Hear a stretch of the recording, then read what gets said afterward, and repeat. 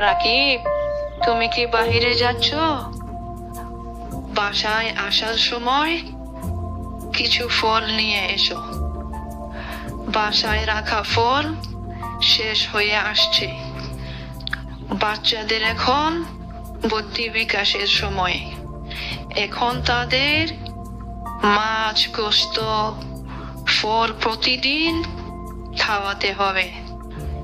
তুমি আসার সময় মনে করে কিছু ফল নিয়ে এসো, কেমন?